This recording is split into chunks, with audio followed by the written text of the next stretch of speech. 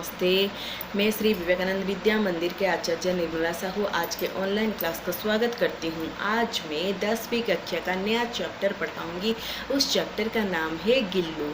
गिल्लू पाठ के लेखिका है महादेवी वर्मा। तो बच्चों चलो आज हम एक छोटे से गिलहरी के बारे में पढ़ेंगे।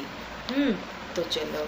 तो क्या हुआ ना जूही के पेड़ में पीली कली को खिला देकर लेखिका को एक छोटा सा जीव याद आ गया और जो उसकी हरियाली में छिपा रहता और अचानक उनके कंधे पर बैठकर उन्हें चौंका देता।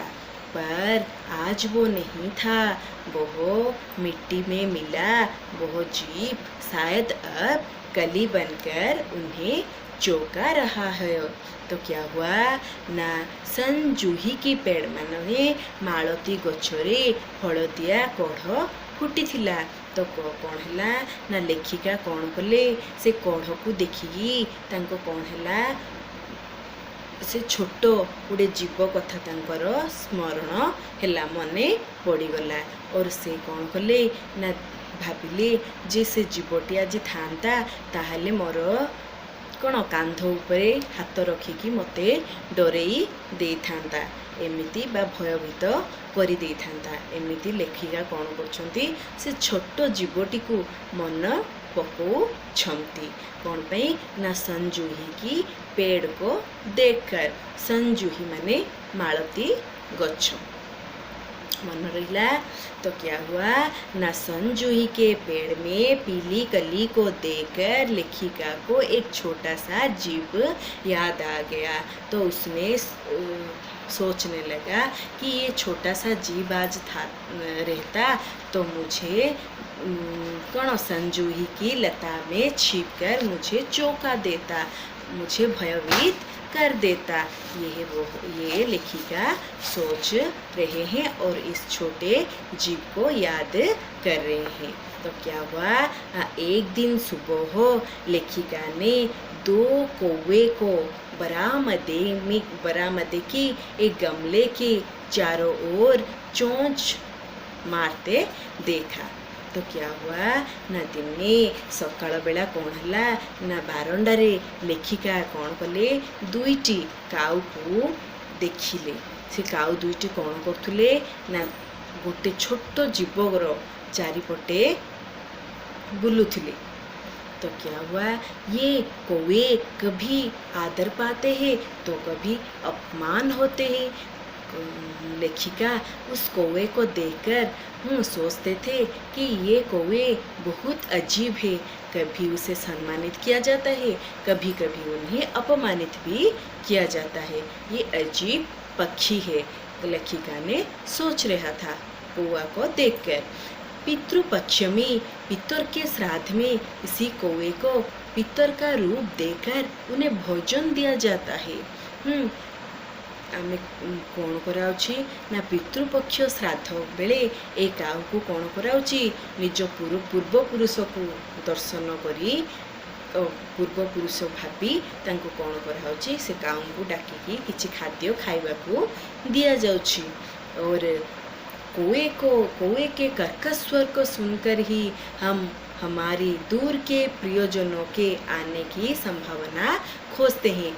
जब कौवा कर्कश स्वर में क्या करता है, बार बार चिल्लाता है का करके, हम उसे चावल ला कर देते हैं और हम जानते हैं कि बाहर से कुछ खुशी संदेश आएगा।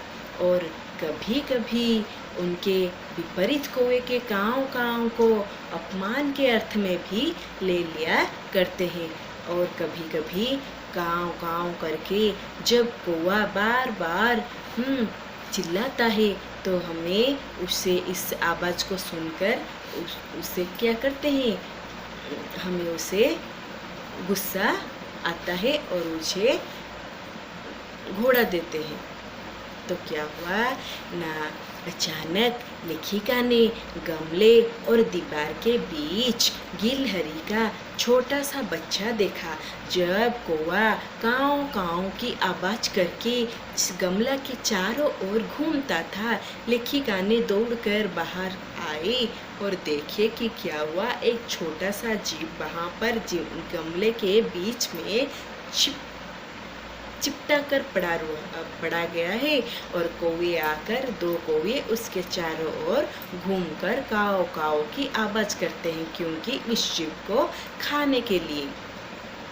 वो शायद घोंसले से गिर पड़ा था और कौवे उसे खाने की फिराक में थे, तो कौवे उसे खाने के लिए उसके चारों ओर घूमते थे। कौवे के चोंच के दो खावे के कारण वह निष्क्रिय गमले में छिपका था। चोंच कौन कले ना से छोट जीवटी को कौवा दुई जन खुंपी देथिले, जहा द्वारा कि ताकू बहुत आघात होइथिला आ बहुत रक्त भी बहुथिला। लेखिका उसे उठाकर अपने कमरे में ले गई। लेखिका ने देखा कि वो बहुत घायल हो गया है, इसीलिए उसे उठाकर कहाँ ले गई? अपने कमरे में ले गई। उसकी खून को पोंछकर घाव पर मलहम लगाया। लेखिका ने उस छोटे जीव को अंदर ले गए, लेकर उस घाव में तुली में साफ करके मलहम लगा दिए। तो रुई की बत्ती से दूध नहीं पिलाया जा सका, तो इन्हीं घंटों बाद उनके मुंह में पानी डाला जा सका। तीसरे दिन वह स्वस्थ और आरोग्य होने लगा।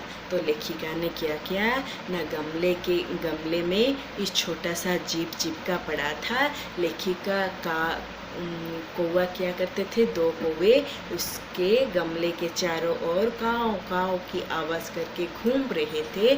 उस समय लेखिका ने काव काव की आवाज़ सुनकर बाहर आए और देखे कि एक गमले के बीच में एक छोटा सा जीव चिपका पड़ा है। तो क्या हुआ, लेखिका ने देखा कि कौवे के चोंच से उसे कुछ आघात हो गई है। तो लेखिका ने उस जीव को अपने कमरे में ले गए और रुई से उसके घाव को पोंछ लिए और उसमें मलहम लगाए।